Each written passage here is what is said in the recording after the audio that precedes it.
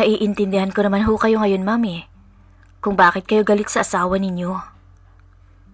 Ikaw ba, John? Nagka-girlfriend ka na ba? Nagkaroon na ho ako sa probinsya, pero ilang taon na rin kaming hiwalay. So, ibig sabihin, may karanasan ka na? Ho? Meron naman ho, pero huwag ka na magmaang-maangan. Alam kong gusto mo ko, di ba? Lagi nga kitang nahuhuling nakatitig sa akin eh. Oo naman ho. Dalagang-dalaga pa nga ho kayong tingnan eh. Nung una hong punta ko dito sa talyer, akala ko wala pa kayong asawa. Kung di lang ako sinabihan ni Tio Pedring. Kung ganun, gusto mo ba akong maging girlfriend muna? Total may kinakalokohan palang babaeng asawa ko abroad. Bakit hindi ko siya gayahin, di ba? Sabi nila, ang isang pagkakamali ay huwag nang gantihan pa ng isa pang pagkakamali. Pero paano po kung ang pagkakamali kong iyon ay ang taong nakatadhana pala talaga sa akin? Si John, natauhan ko sa talyer, driver, car wash boy, at kung ano-ano pang trabahong ginagawa niya sa akin. Ang siyang magiging kalaguyo ko at ama ng aking anak na 2 taon sa kasalukuyan. Isang mapagpalang araw po sa ating lahat, pati na rin sa mga tagapakinig ng channel na ito. Bago ko po simulan ang aking kwento, gusto ko lang sanang hingin ang inyong pang-unawa tungkol sa aking kwentong ilalathala ngayon. Dito na po magsisimula ang aking story. Ako nga po pala si Nerissa. 31 anyos at hindi ko po ito tunay na pangalan. May negosyo na pagawaan ng sasakyan o talyer. Walang anak pero kasal po sa aking asawa na itatago ko rin sa pangalang Robert. Isang OFW sa bansang Bahrain. Mag-4 na taon na kaming kasal at never pang biniyayaan ng anak. Parehas naman kaming walang problema. Kaso hindi ko lang malaman kung ano nga ba ang kulang sa amin. Kung bakit wala pa kaming anak hanggang ngayon. Marahil ay dahil na rin yun sa malayo kami sa isa't isa at minsan lamang kung magkita. Maayos ang aming pagsasama, Miss Kay. At kahit malayo kaming dalawa, ay napupunan namin ang kakulangan ng bawat isa. Habang siya'y nasa malayo at nakikipagsapalaran, ako naman ay abala sa aming talyer. Hindi ko kasi basta-basta pwedeng ipagkatiwala na lamang ito. May mga ilang tauhan ako na mekaniko at car wash boy at sa cashier naman ako ang nakatoka. Hindi ko pinapaubaya sa trabahante ko ang kita ng talyer. Mahirap na at ayokong magkaproblema kaming lahat. Isang araw, nagpaalam po sa akin ang isang mekaniko ko na trabahante ko kung pwede raw pumasok bilang car wash boy ang kanyang pamangkin. Kakagraduate lang raw kasi nito at wala pa naman daw nahanap na trabaho. Pumayag naman ako at kailangan ko kasi ng makakasama palagi dahil nasabi rin kasi nito na marunong itong mag-drive. Kaya pwede ko rin siyang utusan na ipag-drive ako kung sakasakali mang may lakad akong pupuntahan. Sa makalawa raw darating ang pamangkin nito. At sakto iyon dahil paubos na ang mga pyesa sa talyer at kailangan ko na ring mamili. Kailangan ko rin ng makakasama. Kinagabihan, bago ako makatulog, nakausap ko pang aking asawa na kasakulukuyang kaka-out lang sa kanyang trabaho. 5 oras kasi ang advance natin sa bansa nila. Habang nag-uusap kami, nabanggit ko na may kukunin akong driver sa talyer. At pumayag naman siya. Pagkatapos naming mag-usap, nagsimula na itong maglambing sa akin. Palaging ganito ang gabi-gabi naming setup. At masaya naman ako kasi kahit magkalayo kami, napupunan namin ang aming pangangailangan. Pero akala ko lang pala yun. Hindi ko akalain Nahantong kami ng aking asawa sa isang pagkakamali. Sumapit ang 2 linggo at dumating na nga ang pamangkin nito. Pinakilala niya sa akin at ang tansya ko ay nasa 21 o 23 anyos pa lamang ito. Hindi naman masyadong kagapuhan, pero maganda ang katawan. Halata kasi sa suot nitong fitted na t-shirt. Inabot niya ang kamay niya sa akin. Nginitian ko lang siya at hindi kasi ako sanay na may ibang humahawak ng kamay ko bukod sa aking mister. Pinagsimula ko agad siyang magtrabaho at kinabukasan sinama ko naman siya sa bilihan. Ipinag-drive niya ako habang ako naman ay nakaupo sa likuran. Hindi kasi ako sanay na may katabi sa kotse. Masyado akong nag-iingat at mahirap na't baka matukso ako, lalo pa't wala rito ang aking asawa. Pagkarating namin roon, nauna akong bumaba at hindi na ako naghintay na pagbuksan pa niya ako ng pintuan. Walang ganong treatment dapat. Heto na nga't nakapasok na ako sa loob at kasalukuyang namimili. Pagkatapos ay nagbayad na rin. Tinawag ko na si John para umalis na kami at ipapadeliver na lang namin to. Inabot na kami ng lunch kaya nag-alok ako ng mag-drive-thru at nakakahiya namang hindi siya pakainin.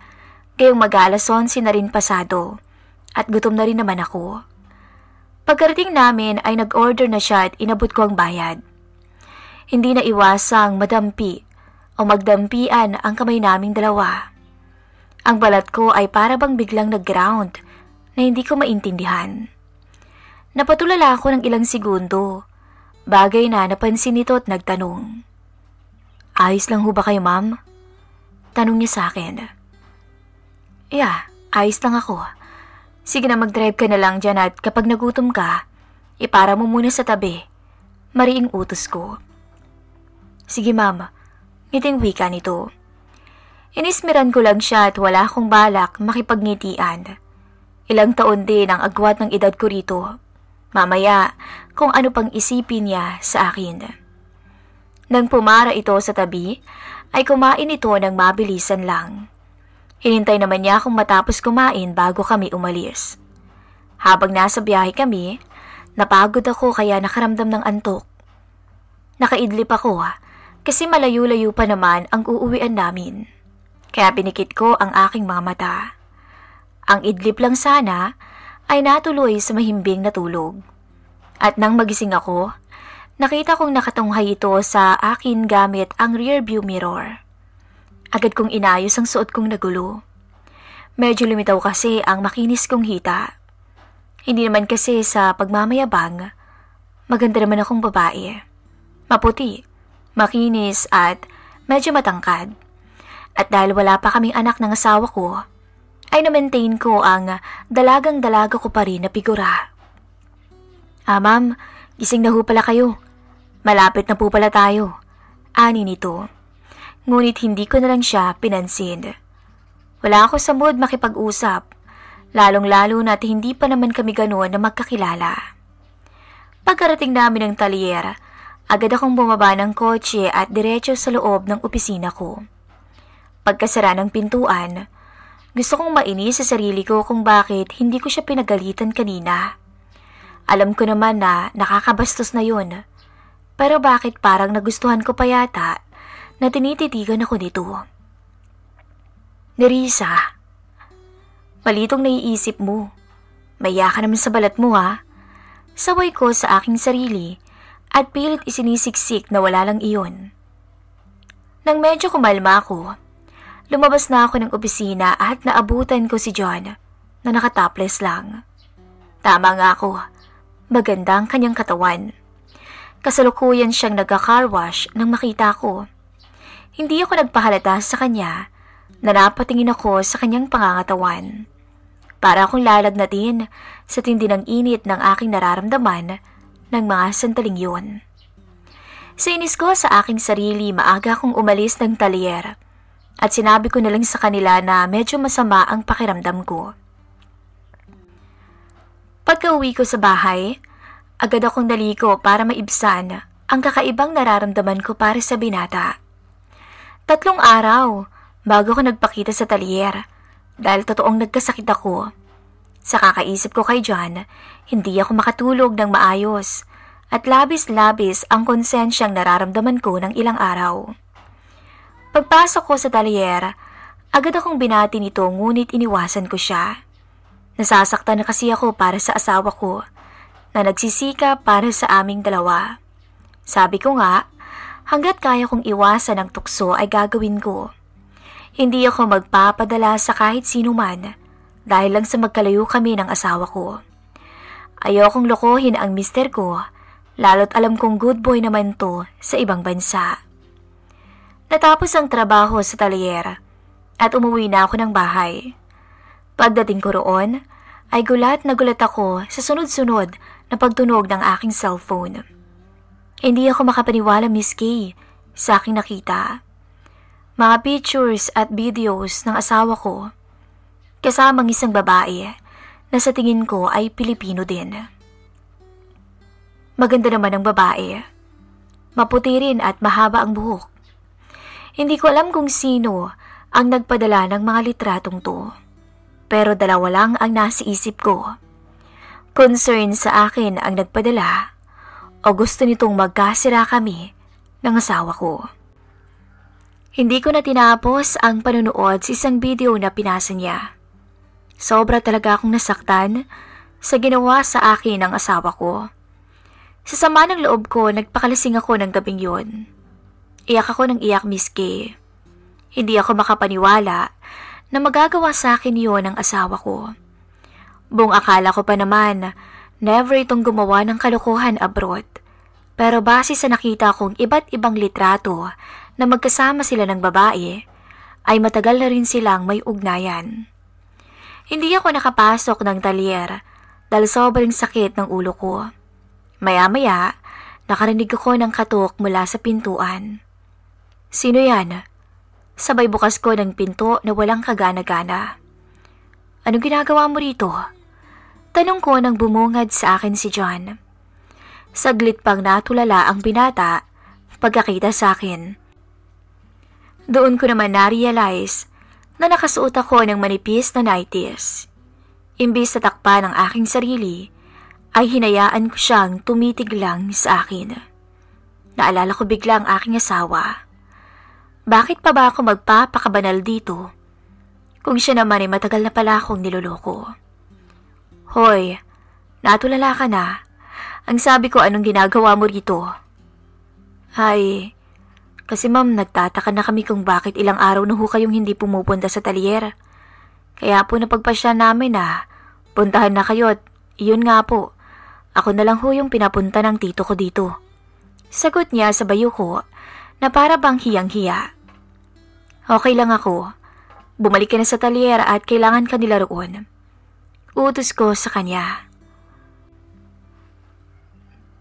Totoo ho bang ayos lang kayo? Kung kailangan niyo ho ng tulong magsabi lang kayo. Naalala kong hindi pa pala ako kumakain mula kagabi. Kaya mo bang magluto? Kagabi pa pala ako hindi nakakakain dahil masamang pakiramdam ko. Oo ma'am, marunong ho ako. Sige na, pumasok ka na. Ako na hong bahala na magtingin ng mailuluto. Kung gusto niyo magpahinga na muna kayo ulit. Hindi ko na namalayan ng oras. Basta't nagising ako nang may marinig akong kumakalansing. Maaga pa kong bumaba ng hagdanan at nang masilayan ko si John ay naghahanda na ito ng dinner. Bumaba na ako. Kain na ho. May sabaw ho yung niluto ko para mainitan ng sikmura ninyo. Bilib naman ako sa lalaking to. Masarap din magluto. Mukha yatang maraming alam ang binatang to. Sa isip-isip ko. Habang kumakain kami, ay panay ang sulyap nito sa akin. Hinayaan ko lang siya. Hindi ako na-conscious. Bagus, natuwa pa nga ako at nagagandahan siya sa akin. Pagkatapos naming kumain, naglabas ako ng alak. Inaya ko siyang uminom noon, Miss Kay, at sinabi ko pa na papalayasin ko siya sa talyer kapag hindi niya ako pinagbigyan. Pumayag naman to at nagsimula na kaming mag-inuman. Habang nagkukwentuhan ay napatanong siya sa akin. Alam ko ho may problema kayo. Ayoko sanang magtanong sa inyo dahil nahihiya ako pero parang naaawa ako sa itsura ninyo eh. Napatingin ako dito. Alam mo, John, hindi ko alam kung maiintindihan mo ang sitwasyon ko. Alam mo, may asawa na akong tao. Maglilimang taon na kaming kasal ng mister ko. Hanggang ngayon hindi pa rin kami nagkakaanak. Alam mo ba yung pakiramdam na miss ko na siya? Kaso, hindi ko akalain na magagawa niya akong lokohin. Masakit para sa akin dahil ginawa ko lahat upang iwasan ng tuksong lumalapit sa akin dito. Dahil kumakapit ako sa pangako niyang pagkatapos ng 5 taon na kontrata niya, ay hindi na siya ulit aalis pa. Pero paano ko siya tatanggapin ngayon? Ngayong malapit ang matapos ang kontrata niya. Paano ko siya tatanggapin? Gayong alam ko na ang kababalaghang ginawa niya sa abroad. Hinaplos niya ang likod ko na para bang nakikisimpat siya sa akin. Naiintindihan ko ho kayo, ma'am. Ikaw ba? Nagka-girlfriend ka na ba? Nagkaroon na ho ako ng girlfriend sa probinsya, pero ilang taon na rin kaming hiwalay. So, ibig sabihin, may karanasan ka na? Ho? Huwag ka na magmaang-maangan. Alam kong gusto mo ko. Lagi kaya kitang nahuhuling nakatitig sa akin. Sa tingin mo ba, maganda ba ako dyan? Ho? Oo naman ho. Dalagang-dalaga pang ho kayong tingnan eh. Nung unang punta ko rito sa talyer, akala ko talaga wala pa kayong asawa. Kung di lang ako sinabihan ni Tio Pedring na may asawa na pala kayo abroad. Natawa ko. Lumipas pa ang ilang oras na kwentuhan. Hanggang sa malasing na ako at nag-iiba na ang laman ng utak ko. Gusto kong makaganti sa aking asawa.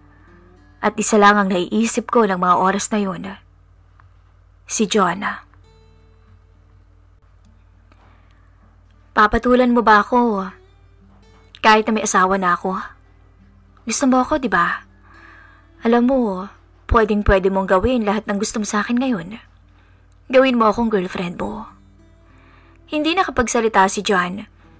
Kaya naman sa bagal nito, agad kong hinilang kwelyo na suot niya at walang pakondangang hinalikan to sa labi.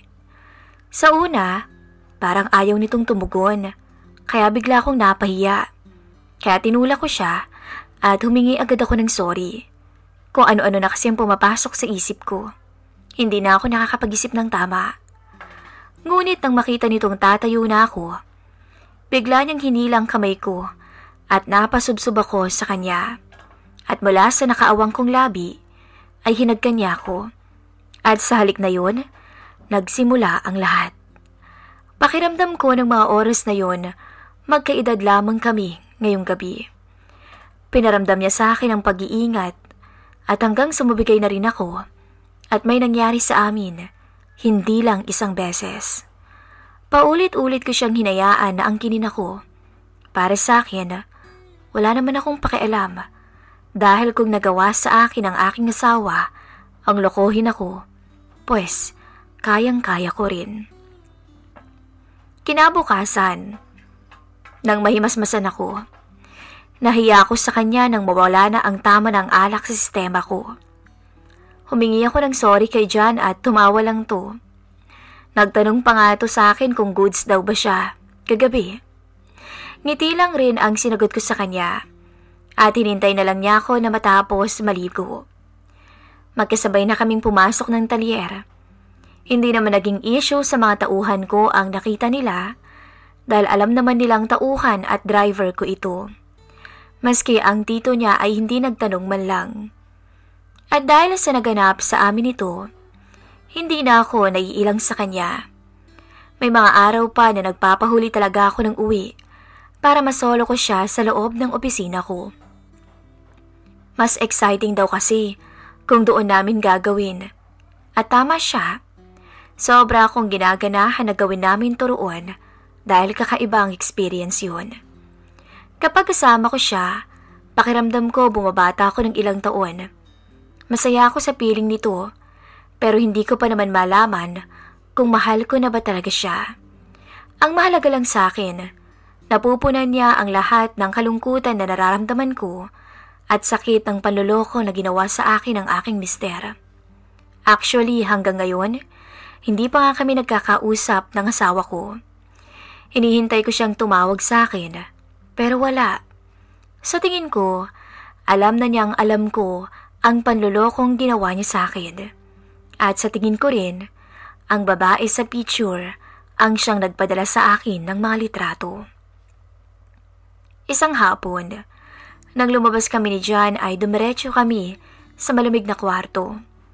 Gusto ko lang maranasan ring gawin namin ang ganoon. Tila nabulag na talaga ako sa kahibangan ko sa kanya at ang ginawang panluloko ng aking asawa ang siyang ginawa kong dahilan. Ang gusto ko na lang ay makaganti sa kanya sa pamamagitan nito. Kung wala kami sa bahay o sa talyera, nagsasama kaming dalawa at nagpupunta sa malalayong lugar. Hindi naman nagdududa ang ibang trabahador ko, pero ang nakapansin nito ay ang tito ni John. Isang araw, kinausap ako ni Pedring at nagtanong sa akin kung may relasyon ba raw kami ng pamangkin niya. Pero tinanggi ko to at ayokong may makaalam ng bawal naming relasyon ni John. Kahit naman nagloko ang asawa ko, kasal pa rin kaming dalawa. At parehas naman na kami ngayon, parehas na gumagawa ng kalokohan sa magkaibang bansa. Sinubukan ko nang iwasan si John ayon na rin sa kagustuhan ng kanyang tiyo Pedring. Kaso lang, pinuntahan niya ako sa aking bahay. At sa pagkakataong yun, bumigay na naman ako. Para sa akin, wala lang naman ang ginagawa naming dalawa. Parehas lang kami nag-e-enjoy nito at wala nang iba pa. Kaso lang, nagulat ako nang magtapat to sa akin pagkatapos ng may maganap sa amin. Sinabi niya sa akin na mahal niya ako, pero wala akong maisagot dahil hindi ko pa talaga alam kung mahal ko ba talaga siya. Alam kong nasaktan ko siya nang hindi ako sumagot. Akala ko, naintindihan niya ako. Kaso lang, nagulat na lamang ako kinabukasan nang pagpasok ko sa talyer ay wala na ito. Hindi ako nagtanong sa tito Pedring niya dahil nahihiya ako. Hinintay ko na lang na malaman ko sa iba ang dahilan ng pag-alis nito at napag-alaman ko nga na tinawagan na raw pala ito ng agency sa Taiwan at doon na ito nagtrabaho. Totoo pala na kapag nawala ng isang tao sa'yo, doon mo lang marirealize ang lahat-lahat. Gusto ko siya. Gusto ko sana siyang sundan roon kaso nahihiya ako. At isa pa, umuwi na sa Pinas ang aking mister. Nakipaghiwalay na ako sa kanya at sinabi ko ang dahilan. Humingi siya ng sorry at nagkapatawaran kaming dalawa. Nagkasundo kami na maghiwalay ng matiwasay. Total wala naman kaming anak na dalawa. At napag-alaman ko nga na nandito pala sa Pinas ang ka-live-in niya at malapit na ring mga anak. Hindi na ako nagalit. Hindi ko alam kung bakit. Siguro kasi alam kong maging ako'y nagloko rin naman. At alam ko sa sarili ko na hindi ko na rin siya mahal. Na iba na ang gusto kong makasama at makita. Ayoko na lamang siyang awayin. Sa totoo lang, abot-abot ang pasasalamat ito sa akin at niyakap pa niya ako sa huling pagkakataon.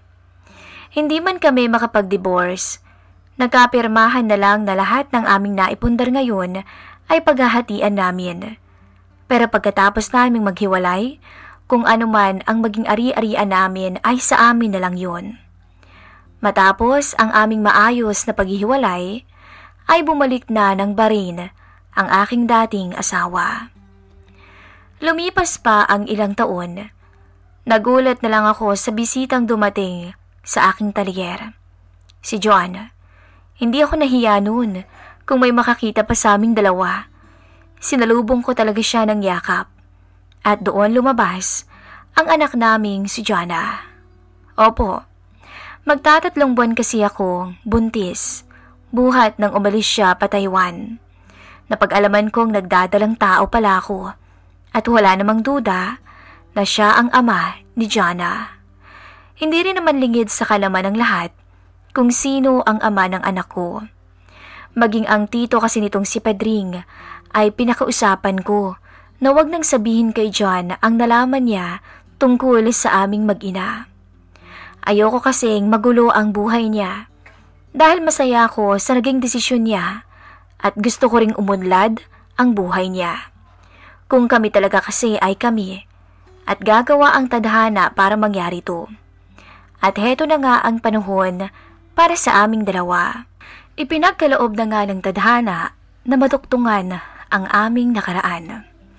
Matapos ang yakapan naming dalawa, pinakilala ko sa kanya ang anak namin. Hindi talaga siya makapaniwala sa nalaman niya. Kinarga niya ito at niyakap niya ako sabay pupog ng halik. Walang tigil ang paghingi niya ng pasasalamat sa akin ng mga oras na iyon. Mula sa malayo, nakita ko lang si Mang Pedring, ang tito niya, na masayang masaya para sa amin. Hindi na umalis pa Taiwan si John, at kami na ang nag-manage ng talyer at nagkaroon pa nga ng isa pang pwesto na ang namamahala naman ay ang tito Pedring niya, na siyang naging daan upang magkakilala kaming dalawa.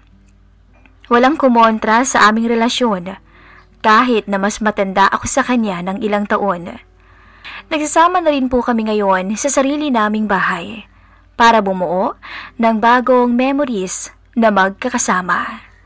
Tunay nga kapag nilaan sa'yo ng Panginoon ang isang tao, ano man ang mangyayari, basta para sa'yo lang. Hanggang dito na lamang po ang aking kwento. Nagmamahal, Nerissa.